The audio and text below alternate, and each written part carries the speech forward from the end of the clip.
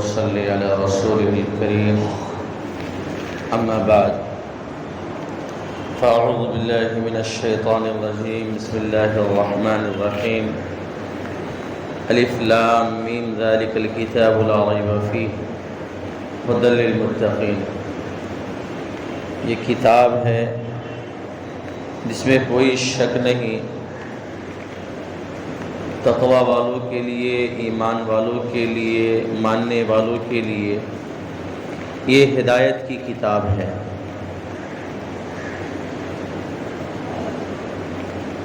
معزز بزرگان، دوستوں اور عزیز ساتھیوں، معاشرے کے اندر، خاندان کے اندر، گھروں میں نظام کا بگاڑ، اخلاقی بگاڑ، غیبت، چغلی، جھوٹ، بہتان تراشی، الزام تراشی اور ایک دوسرے کے پیچھے پڑنے کا معاملہ، تجسس کرنے کا معاملہ، ٹوہ میں پڑنے کا معاملہ، ایک دوسرے کو نیچا دکھانے کا معاملہ، اللہ تبارک و تعالی نے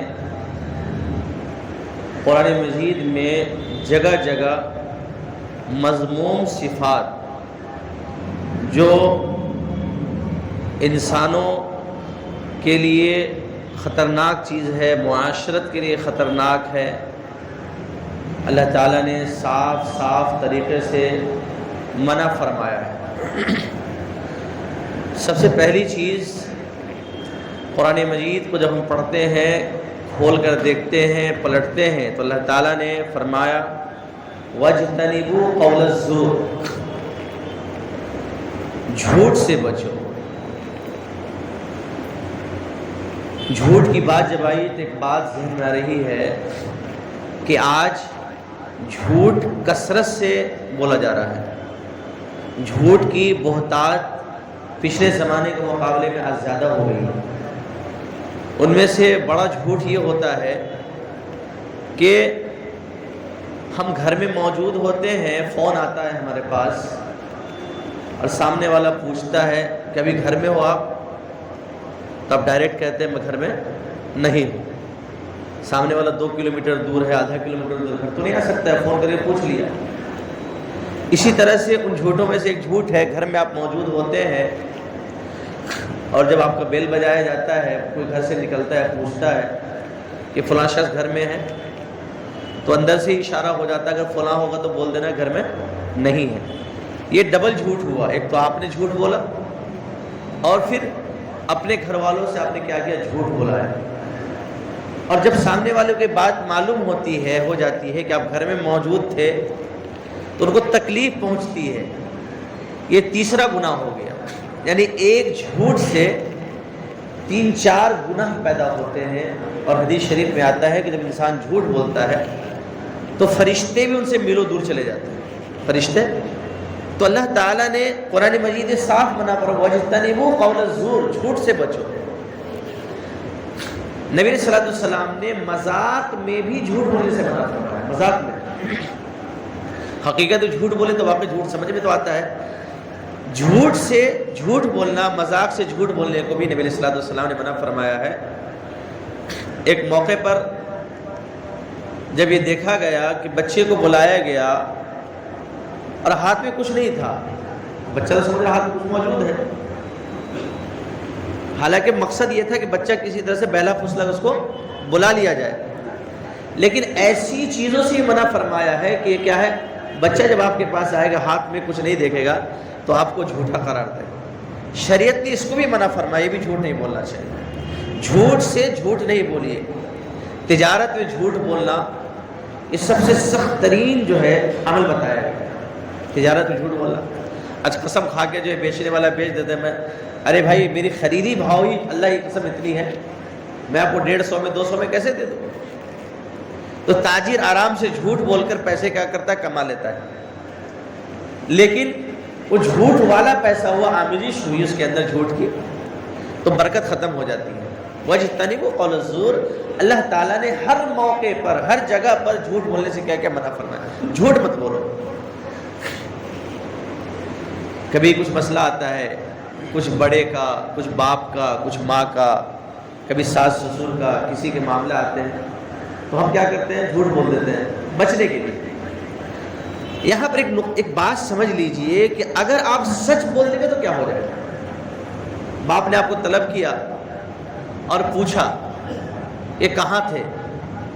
اگر آپ ناجائز جگہ پر تھے اور آپ نے والد صاحب کو کہہ دیا کہ ابو جان میں دھوکے سے یا کسی کے بہکاوے سے میں فلاں جگہ چلا گیا تھا، والد صاحب کیا کریں گے؟ والد صاحب کو بیٹھائیں گے، یا تو ڈانٹیں گے یا پھر پیار محبت سمجھائیں گے. لیکن آپ نے جھوٹ بول دیا کہ میں وہاں موجود نہیں تھا، وہاں گیا ہی نہیں تھا. والد صاحب کو اطمینان دلا دیا، لیکن اب گناہوں سے بچنے کا جو راستہ آپ کے لیے کھل چکا ہے. اگر آپ نے وہاں سچ بول دیا ہوتا تو والد یا تو ڈانٹ ڈپٹ کرتے یا پھر پیار محبت سے کہتے اس جگہ پر جانا نہیں چاہیے. یہ سچ کا فائدہ ہے اور جھوٹ کا نقصان ہے. آپ کو والد صاحب جان سے تو نہیں مارتے تھے. یا پھر ہم دیکھتے رشتہ داروں کے آپس میں جھوٹ کیا بولتے ہیں ہمارے پاس یہ چیز نہیں تھی، موجود نہیں تھی، اور آپ وہاں اس کو چھپانے کی کوشش کرتے، حالانکہ سچ بول دیتے آپ تو آپ کو کوئی نقصان نہیں ہوتا. تو دیکھ لیجئے، جان کا خطرہ ہو، کسی کی عزت آبرو کا خطرہ ہو، جان کا خطرہ ہو، عزت آبرو کا خطرہ ہو، یا پھر آپس میں رشتہ داری ٹوٹ جانے کا خطرہ ہو، تو شریعت نے اب اجازت دی کہ تم جھوٹ بول سکتے ہو. وہ بھی اسی وقت تک جب تک کہ آپ جھوٹ بولنے سے آپ کی یا تو جان بچ سکتی ہے یا پھر رشتہ داری آپس میں مل سکتی ہے یا نفرت ختم ہو سکتی ہے. تو شریعت نے کہا چلو یہاں جھوٹ چل جائے گا. شریعت نے یہاں پر اپریشیٹ نہیں کیا ہے کہ تم جھوٹ بولو، کہا چل جائے گا. یہ 3 جگہ ایسی ہیں جہاں جھوٹ بولنے کی کیا ہے گنجائش ہے. جان بچانے کا مسئلہ ہے، شریعت نے کہا ٹھیک ہے بچا لو جان، جھوٹ بولنے کا مسئلہ ہے. لیکن اس کے علاوہ کہیں بھی جھوٹ بولنے کا خاطر خواہ کوئی فائدہ نہیں ہے. جھوٹ بولتا ہے اس کا نقصان انسان خود کرتا ہے. الصدق ینجی والکذب یہلی. سچائی جو ہے، سچی بات ہمیشہ نجات دلاتی ہے. والکذب یہلک، اور جھوٹی بات کیا کرتی ہے؟ انسان کو ہلاکت میں ڈالتی ہے. اللہ تعالیٰ نے معاشرے کو پاک کیا ہے. معاشرے کو کہا کہ تم پاک صاف کر دو جھوٹ سے. جھوٹ سے دیکھ لی کتنے جھگڑے ہوتے ہیں، کتنی نفرتیں ہوتی ہیں، کتنے رشتے ٹوٹتے ہیں، کتنی پریشانیاں بڑھتی ہیں، دوریاں بڑھتی ہیں. یہ صرف جھوٹ کا سہارا ہوتا، کچھ نہیں. الزام تراشی جتنی ہوتی جھوٹی تو ہے، بہتان تراشی جتنی ہوتی ہے وہ جھوٹی تو ہے. تو جھوٹ سے اللہ تعالیٰ نے وَاجْتَنِبُوا قَوْلَ الزُّورِ، چھوٹا سا لفظ ہے لیکن پورے معاشرے کو گھیرے ہوا ہے، پوری سوسائٹی کو گھیرے ہوا ہے. یہ چھوٹی سی آیت سے پتہ چلتا ہے کہ انسان جب جھوٹ سے بچ جائے گا اور سوسائٹی جھوٹ سے بچ جائے گی تو سوسائٹی ایک دم امن و امان کا آشکارا بن جائے گی، امن و امان کا گہوارہ بن جائے گی. یہ سوسائٹی کے ہوتے فائدے ہوتے ہیں. دوسرے اللہ تعالیٰ نے فرمایا وَاعْتَصِمُوا بِحَبْلِ اللَّهِ. معاشرے میں اتفاق بھی چاہیے، اتحاد بھی چاہیے، محبت بھی چاہیے، پیار بھی چاہیے. تو اللہ کی رسی کو مضبوطی سے تھام لو. اللہ کی رسی کو مضبوطی سے تھام لو. اللہ کی رسی کو مضبوطی سے تھامیں گے آپ، ہر ایک انسان جب اللہ کی رسی کو، قرآن مجید کی آیتوں کو، قرآن مجید کے احکام کو تھامے گا تو یہاں معاشرے کے اندر ظاہر سی بات تو امن و امان خود بخود پیدا ہو جائے گا. معاشرے کے اندر سے بگاڑ خود بخود کیا ہو جائے گی؟ ختم ہو جائے گی. تو اللہ تبارک و تعالیٰ نے فرمایا وَاعْتَصِمُوا بِحَبْلِ اللَّهِ، اللہ کی رسی کو مضبوطی سے تھام لو. آئیے آگے بڑھتے ہیں. اللہ تعالیٰ نے اور کن کن چیزوں سے منع فرمایا، کن کن چیزوں سے معاشرے کو پاک کرنے کے لیے فرمایا. اللہ تبارک و تعالیٰ نے فرمایا وَلَا يَسْخَرْ قَوْمٌ مِّن قَوْمٍ عَسَىٰ أَن يَكُونُوا خَيْرًا مِّنْهُمْ وَلَا نِسَاءٌ مِّن نِّسَاءٍ عَسَىٰ أَن يَكُنَّ خَيْرًا مِّنْهُنَّ. کوئی کسی کا مذاق نہ اڑائے، مرد ہو چاہے عورت ہو. تم جس کا مذاق اڑا رہے ہو سکتا ہے وہ تم سے بہتر ہو. تذلیل و تحقیر سے اللہ تعالیٰ نے منع فرمایا، مذاق اڑانے سے منع فرمایا، مذاق بنانے سے منع فرمایا، کسی کو حقیر گرداننے سے منع فرمایا. کسی کو حقیر مت سمجھو، کسی کی مذاق مت اڑاؤ. کبھی تم لباس میں، کبھی مال میں، کبھی دولت میں، کبھی علم میں، ان سب چیزوں میں اللہ تعالیٰ نے فضیلت دی دوسرے کو. لیکن اس کا یہ مطلب نہیں جو کم درجے کے لوگوں نے کیا کرو مذاق اڑاؤ. وَلَا تَنَابَزُوا بِالْأَلْقَابِ، اللہ تعالیٰ نے فرمایا کہ برے لقب سے مت پکارو، برے لقب سے مت پکارو. ایسے لقب مت بولو جس سے سامنے والے کو تکلیف ہوتی ہے. کوئی بھی لقب ہے، اس کا نام چینج کر کے آپ کچھ اور بولتے ہیں، اگر اس کو تکلیف ہوتی ہے تو یہ کیا ہے؟ ناجائز اور حرام کے درجے میں آتا ہے. ناجائز اور حرام کے درجے. دیکھتے ہیں نا کبھی کبھی کسی کو چڑھانے لگتے ہیں, کسی مذاق اڑانے لگتے ہیں, کسی کا نام چینج کر کے اس کو باضابطہ ٹارگٹ بناتے ہیں. اس طرح بنانا اللہ تعالیٰ نے قرآن مجید میں منع فرمایا. وَلَا تَلْمِزُوا أَنفُسَكُمْ. اسی طرح سے آپس میں ایک دوسرے کو لان تان مت کرو, تانا تشنی مت کرو, تانا زنی مت کرو. تانا زنی کرو گے, لان تان کرو گے تو معاشرے میں بگاڑ پیدا ہوگی, معاشرے کے اندر خرابی پیدا ہوگی, سوسائٹی میں بگاڑ پیدا ہوگی. اللہ تعالیٰ نے آگے فرمایا وَلَا يَغْتَبْ بَعْضُكُمْ بَعْضًا. ایک دوسرے کی غیبت مت کرو. دیکھیے یہ سب سے خطرناک چیز ہے. جتنی چیزیں بیان کی گئی ہیں سب سے خطرناک غیبت ہے. غیبت ایک ایسی بیماری ہے, یہ کینسر سے بدتر ہے. غیبت کینسر سے بدتر ہے. جب یہ بیماری لگ جاتی ہے انسان کو تو انسان جہاں بیٹھتا ہے وہیں یہ بیماری کی بو پیدا ہو جاتی ہے. چاہے آپ کعبے کا پردہ پکڑے ہوئے ہو, یا حرم مکی میں ہو, یا حرم مدنی میں, یا مسجد میں ہو, آپ یہ غیبت خود بخود زبان سے نکلنی شروع ہو جاتی ہے. ہم مسجدوں میں آتے ہیں, مسجدوں میں تشریف لاتے ہیں نماز پڑھنے کے لیے, تو ہر طرح کے نمازی ہوتے ہیں. کچھ صرف نماز پڑھنے کے لیے آتے ہیں, کچھ صرف تسبیح پڑھنے کے لیے آتے ہیں. مسجد سے کوئی مسئلہ نہیں, کسی دوسرے سے کوئی مطلب نہیں. اور کبھی کبھی ہم اس لیے آتے ہیں نماز پڑھتے ہیں, اپنی نماز تو کم پڑھتے ہیں, ہم دوسرے کی نماز زیادہ دیکھتے ہیں. وہ فلاں نے کیسے سجدہ کیا, فلاں نے کوہنی لگا رکھا تھا, فلاں کپڑا ٹھیک کر رہا تھا, فلاں یہ کر رہا تھا. تو میں قسم کھا سکتا ہوں کہ آپ کی نماز تو خراب ہو ہی گئی, اس کی نماز پتہ نہ خراب ہوئی کہ نہیں. کیوں؟ اب نماز پڑھنے آئے ہو یا دوسروں کی اصلاح کرنے کے لیے صرف آئے ہو, اب پھر جو ہے ایک دوسرے کو شیئر کرتے ہیں. یہ وَلَا يَغْتَبْ بَعْضُكُمْ بَعْضًا وَلَا يَغْتَبْ.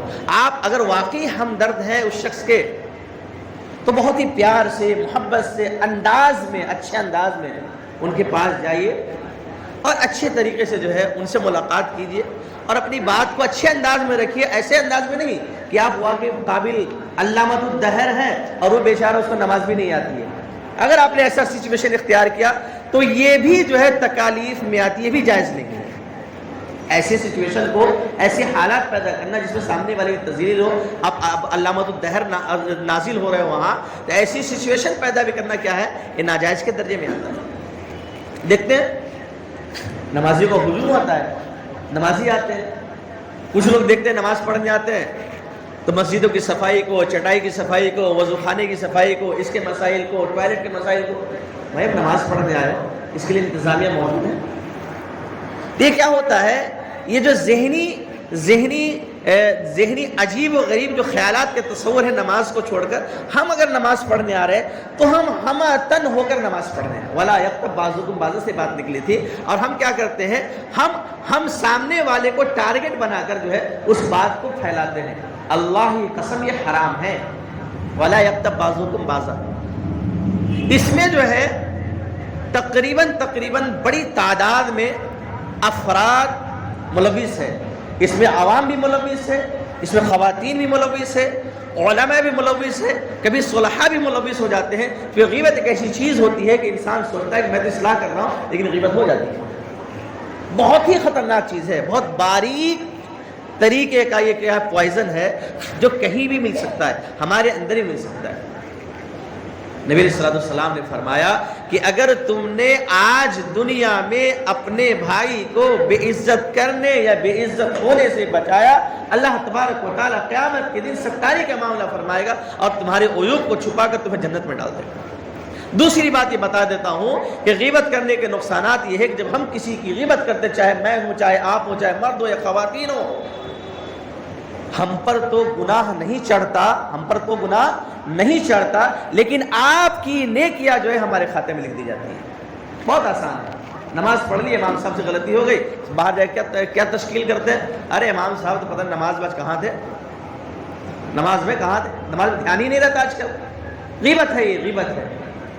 یہ آپ نے کیا کیا, آپ نے اپنے کھاتے کی نیکیاں پتہ نہ کما پاتے کہ نہیں کما پاتے, امام صاحب کے کھاتے میں, اس فلاں کے کھاتے میں, مؤذن کے کھاتے میں, ٹرسٹیوں کے کھاتے میں, خاندان والوں کے کھاتے میں, دوستوں کے کھاتے میں کیا کر ٹرانسفر کرتے رہتے. بھائی چلو ہمیں نیکی کی ضرورت ہے, تم ہی لے لو. یہ بڑی خطرناک چیز ہے, یہ بہت ہی خطرناک غیبت کو سمجھنے کی ضرورت ہے آج. کبھی کبھی ہم کیا کرتے ہیں, آپس میں غیبت کرتے ہیں.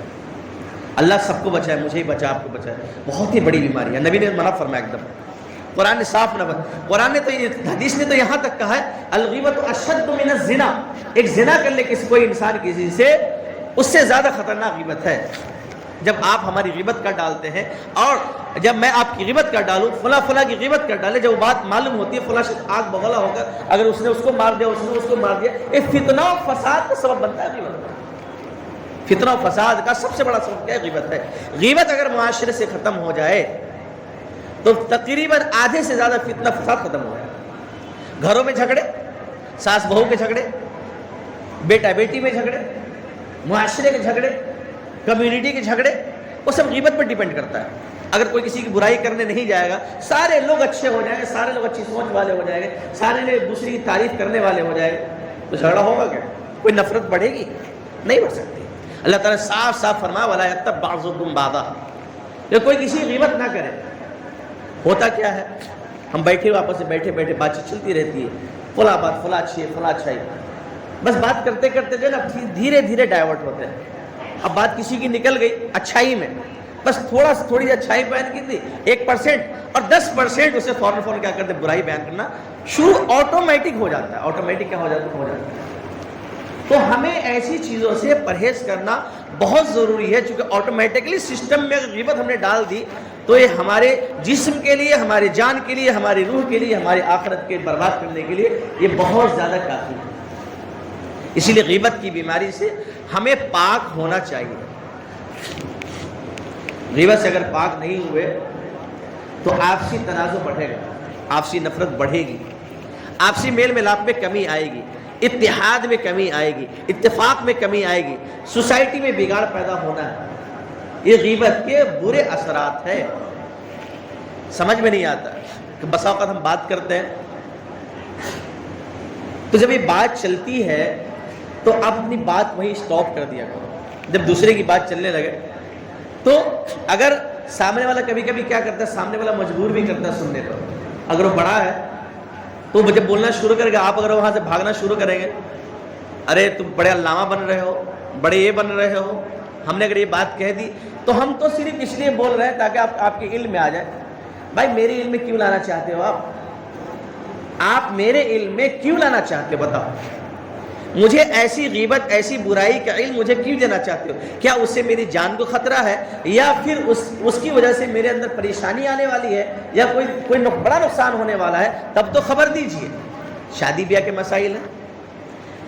حضرت موسیٰ علیہ السلام جب مصر میں موجود تھے تو جاء رجل من اقصى المدینہ، کہ ایک آدمی جو ہے کنارے سے، بستی کے کنارے سے آیا موسیٰ علیہ السلام کے پاس اور کہا کہ موسیٰ، یا موسیٰ آپ یہاں سے نکل جائیے، آپ کیا کیجئے، یہاں سے نکل جائیے، یہ لوگ آپ کو قتل کرنا چاہتے ہیں۔ بات کس کی کر رہے ہیں؟ فرعون اور فرعونیوں کی۔ حضرت موسیٰ کس کی بات کر رہے ہیں؟ فرعون اور فرعونیوں کی، اور قرآن نے اس کو ذکر کیا، قرآن نے اس کو ذکر کیا۔ یہ غیبت نہیں ہے، یہ غیبت ہے؟ ابھی غیبت اس کو نہیں بولیں گے۔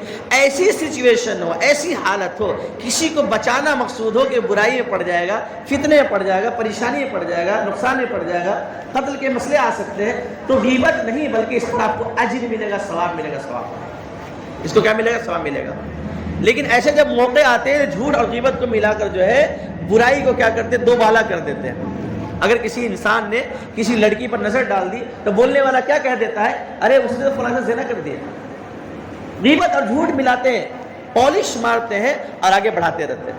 کفا بالمرء کذبا ان یحدث بما سمع، نبی صلی اللہ علیہ وسلم نے فرمایا کہ انسان کے جھوٹے ہونے کے لیے کافی ہے کہ ہر سنی سنائی بات کو کیا کرے؟ آگے کو بڑھا دے، فارورڈ کرے۔ دیکھ لیجئے، ہم اپنے آپ کا محاسبہ کریں کہ ہم کس کیٹیگری میں آتے ہیں، ہم کہاں پر پڑے ہوئے ہیں۔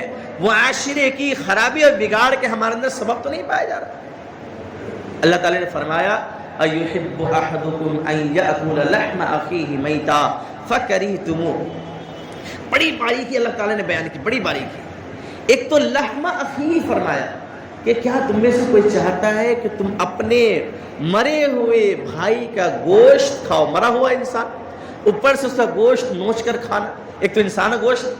اللہ تعالیٰ نے یہاں پر اخوت بتائی، اخوت، بھائی چارگی، جو بھی تمہارا مسلمان ہے، جو بھی تمہارے دوست ہے، تمہارے رشتہ دار ہے، وہ تمہارے آپسی کیا ہے، بھائی ہے، تعلق والے. اللہ تعالیٰ نے لحم اخی کا لفظ فرما کر تعلقات کو ظاہر کیا کہ اتنے تعلقات رکھتے ہیں تم سے، لیکن جیسے تم پیٹھ پیچھے ہوتے کیا کرتے ہو، برائی کرتے ہو. کیا تم چاہتے ہو کہ اپنے مرے ہوئے بھائی کا گوشت کھاؤ؟ فکرہتم ظاہر تمہیں ناپسند ہے. اللہ تعالیٰ واتقوا اللہ، واتقوا اللہ، اللہ سے ڈرو، واتقوا اللہ، اللہ سے ڈرو. قرآن مجید نے معاشرے اور سوسائٹی کو بالکل امن و امان، سکون، چین اور پیسفل ہونے کی پلیٹ فارم پر کھڑا کر دیا. وَلَا يَغْتَبْ بَعْضُكُمْ بَعْضًا سے اگر یہ چیز ختم ہو جائے تو سارے کے سارے لوگ امن و سکون سے آرام سے رہنے لگے. ایک اور چیز اللہ تعالیٰ نے قرآن مجید بیان فرمائی جو معاشرے میں وَلَا تَجَسَّسُوا، وَلَا تَجَسَّسُوا، کسی کے ٹوہ میں پڑنا، کسی کی بھی ٹوہ میں پڑنا. سب سے زیادہ مسئلہ ہوتا ہے ساس بہو کا. ساس بہو کا کیا مسئلہ ہوتا ہے؟ ساس ٹوہ میں، بہو ٹوہ میں. اگر گھر میں کچھ اور مسائل ہے اس کے ٹوہ میں. کسی سے کچھ مسئلہ ہو گیا، گرانا ہے اس کو، تو اس کے ٹوہ میں پیچھے پڑ گئے تو کوئی فالٹ مل جائے، کوئی غلطی مل جائے. اللہ تعالیٰ نے فرمایا وَلَا تَجَسَّسُوا وَلَا تَجَسَّسُوا وَلَا تَخْفُ مَا لَيْسَ لَكَ بِهِ عِلْمٌ إِنَّ السَّمْعَ وَالْبَصَرَ وَالْفُؤَادَ كُلُّ أُولَٰئِكَ كَانَ عَنْهُ مَسْئُولًا. اللہ تعالیٰ نے فرمایا کہ کسی چیز کے ٹوہ میں مت پڑو. وَلَا تَخْفُ مَا لَيْسَ لَكَ بِهِ عِلْمٌ، جس کا تم کو علم نہیں ہے، جس کی تجھے جانکاری نہیں ہے، اس کے پیچھے مت پڑو. تمہارے کان، ان السمع والبصر، تمہاری آنکھ، والفؤاد، اور تمہارے دل سے اللہ تبارک و تعالیٰ قیامت کے دن سوال کرے. ٹوہ میں پڑنا یہ بڑی خطرناک چیز ہوتی ہے. کسی کو گرانا ہو، کسی کو نیچا کرنا ہو، کسی اچھے کو برائی کے پلیٹ فارم پر برائی کی کھائی میں ڈالنا ہو تو بس اب پیچھے پڑ جاتے. کوئی برائی مل جائے، کچھ فالٹ مل جائے، پھر تو بتا دوں گا، پورے معاشرے کو بتا دوں گا، پورے معاشرے میں پھیلا دوں گا یہ شخص اس برائی میں، اس گناہ میں کیا ہے، ملوث ہے. اور آپ کو معلوم وَلَا تَجَسَّسُوا وَلَا تَجَسَّسُوا، اللہ تعالیٰ نے فرمایا تجسس مت کرو. یہاں تک کہ آتا ہے احادیث مبارکہ میں، یہاں تک کہ آتا ہے اخلاقیات میں، یہاں تک کہ آتا ہے آداب میں کہ اگر آپ دیکھیں کہ دو آدمی بات کر رہے ہیں زور سے یا آہستہ سے اور آپ وہاں جانا چاہ رہے ہیں تو دبے پاؤں مت جاؤ، دبے پاؤں مت جاؤ، بلکہ آپ خنکار لو تاکہ سامنے والا جب سنے کہ تیسرا آدمی آ رہا ہے تو خود بخود یا تو خاموش ہو جائے گا یا پھر ٹاپک چینج کر دے گا. اسلام کی شان تو دیکھیے، اسلام کی شان تو دیکھیے. اگر دو آدمی آپ کی برائی کر رہا تھا لیکن چپ ہو گیا، آپ نفرت سے تو بچ گئے. اگر وہ آپ کی برائی کر رہا ہوتا، آپ دبے پاؤں وہاں پہنچتے تو کیا ہوتا؟ آپ سن لیتے، دونوں سے نفرت کر لیتے. لیکن جب کھنکار لیتے، آپ ہی کی برائی کر رہا تھا لیکن آپ نے نہیں سنی تو نفرت تو پیدا نہیں ہوگی. شان ہے اسلام کی، شان ہے قرآن مجید کی. وَلَا تَجَسَّسُوا، ایک دوسرے کے ٹوہ میں مت پڑو.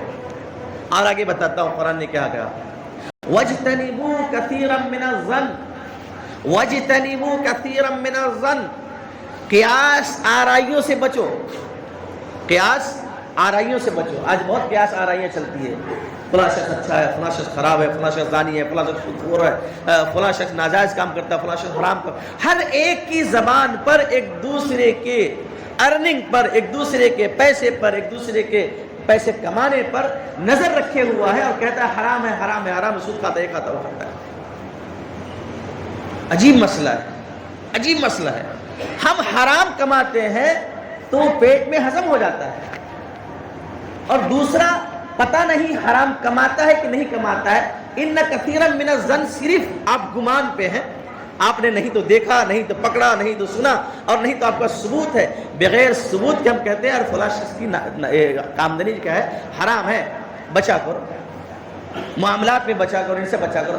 واقعی آپ دیندار ہے، واقعی آپ اس شخص کے لیے قابل قدر انسان ہے تو آپ کو اتنی ہی ہمدردی ہے، اتنی ہی پریشانی ہے، اتنی ہی بے چینی ہے، آپ اتنی ہی اسلام کے فالو کرنے والے ہیں، تو آپ جائیے پوری انکوائری کر لیجیے. آپ کو زیادہ پریشان ہے. کھانے کا مسئلہ آتا ہے، کسی کیا کھانے تو فوراً جو ہے وہاں پر فتویٰ چپکا دیتے ہیں، ارے فلاں شخص کی آمدنی کیا ہے، حرام ہے.